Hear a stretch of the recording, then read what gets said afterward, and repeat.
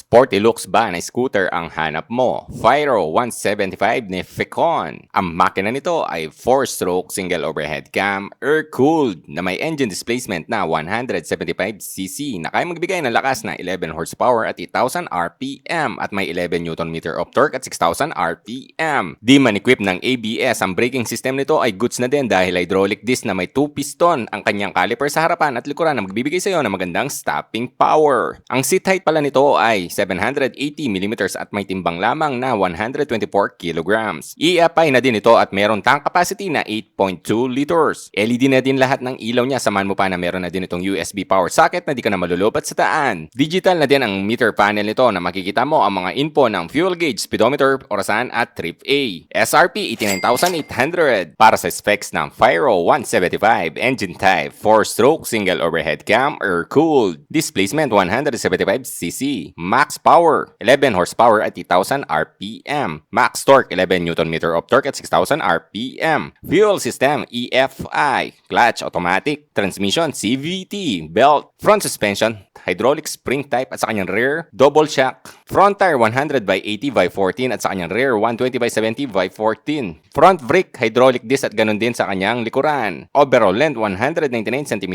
overall width 72 cm, overall height 116 cm, wheelbase 135 cm, seat height 78 cm, ground clearance 150 cm, curb weight 124 kg, fuel tank capacity 8.2 liters. What's up mga sir? Nandito tayo ngayon sa Fecon or dito sa may CLK building para i-vlog itong Fyro 175 Fecon mga sir. So may kahawig siya, no? Nag-siguro kang anong kahawig niya mga sir. Ganito 175cc tapos double disc brake siya. Tapos LED na lahat ng ilaw niya. So susubukan natin yung seat height niya sa 2.510 or yung similar din.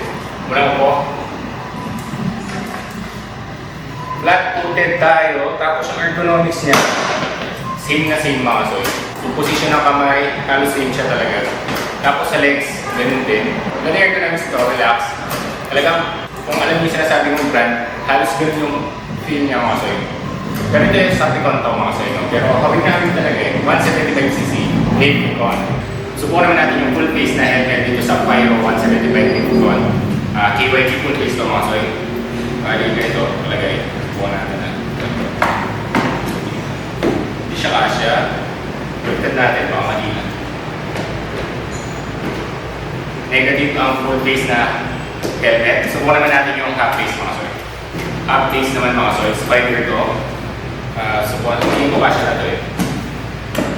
Uy, medyo meron ka rin. Hindi pa rin siya. Negative.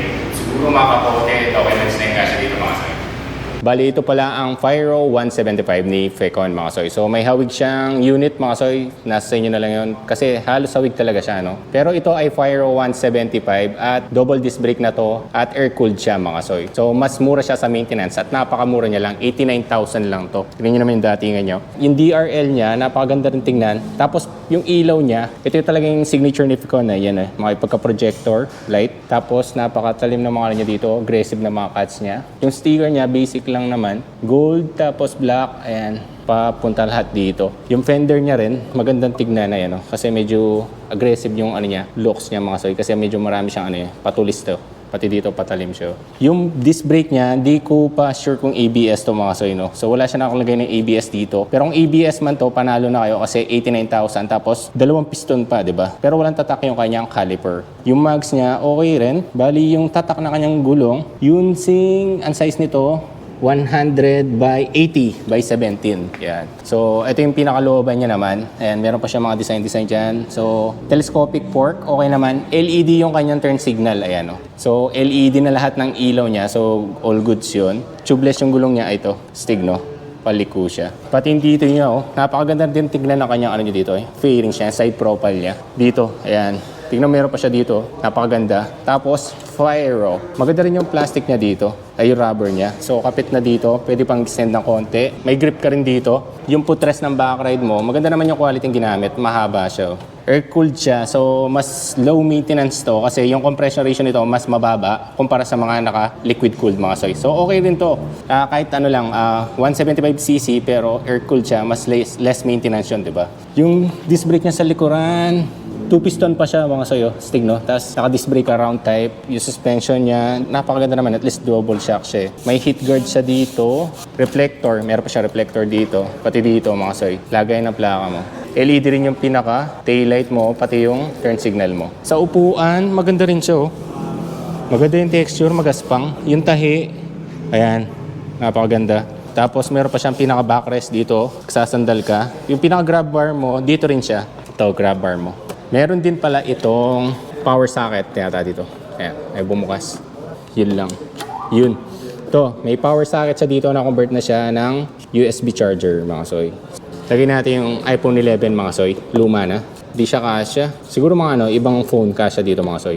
Di kasya yung iPhone 11. Yung fuel tank pala nito, 8.2 liters mga soy. Tapos yung susian niya, ito. Di ba? Stig. Meron siya sa fuel, seat, tapos starter, ilaw. Pwede siyang patayan ng yan mga soy. Yung screen niya, okay din, no? Pakaganda, no? Kaya hindi siya napipindot yung set. Ay, napipindot siya. Di ko na paano mapipindutin to. High beam, menu. Uy, kamukha rin nandito niya, may menu siya mga soy. Tapos turn left, signal right. Yung quality ng ano niya, okay naman. Ayan o. Siyempre sa 89,000, okay na to mga soy. Busina. Tapos double disc brake pa. Side mirror, okay rin siya. Hindi siya nakakaduling. Kahit paano okay rin. Maganda yung quality. Yung lever, maganda rin siya mga soy. Kapit na kapit. Meron pa siya dito malit na windshield.